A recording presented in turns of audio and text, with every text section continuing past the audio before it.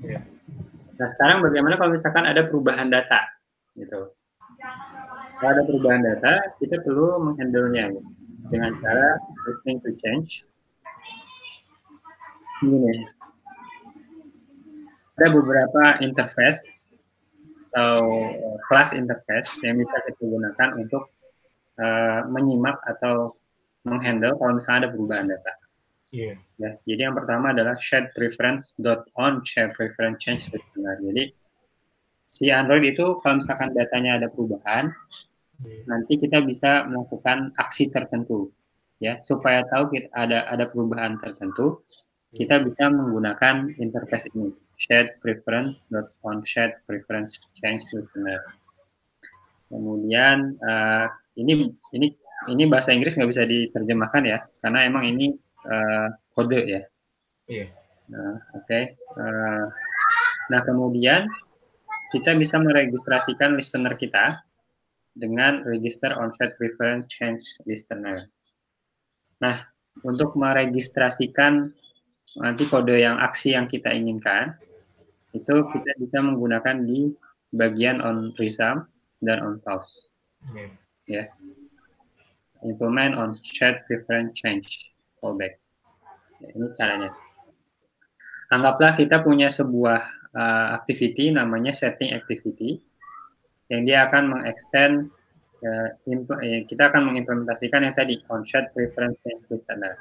Hmm. Ya, jadi setiap ada perubahan nilai di data yang kita punya, kita bisa melakukan aksi tertentu. Contohnya di sini kita bisa menggunakan metode on shared preference change. Jadi ketika ada perubahan preference, apa yang harus kita lakukan?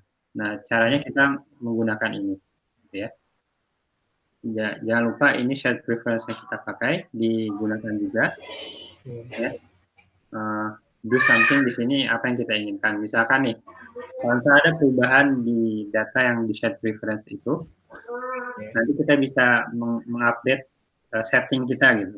Nah, kita bisa lakukan di sini, ya. Ini yang tadi interface dan callback, kemudian on shared preference listener, ya.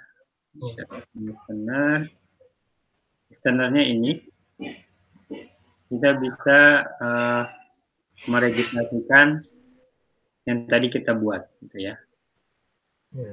Jadi ketika kita sudah membuat listener yang tadi kita buat, kita bisa meregistrasikannya di sini, gitu ya. Ini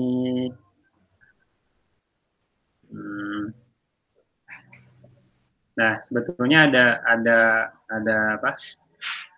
Ada praktikal kodenya yang bisa Anda coba sih, cuman karena komputernya nggak muat kayaknya susah juga ya. Nah, tapi pada intinya adalah contohnya di sini. Jadi kita nyimpan data black count gitu ya. Iya. Nanti kita bisa reset juga. Nah itu menyimpan datanya dengan menggunakan state difference. Praktikumnya itu sudah ada sebetulnya di learning. Nah, jadi di bagian sini, di bagian praktikum ini set preference. Jadi nanti Anda nanti akan buat ini, ya. Cara membuatnya itu, nah, dengan cara membuat kode seperti ini. Sebetulnya. Itu ini lebih nantinya jadi lebih mudah Anda pahami sebetulnya. Ya. Oke.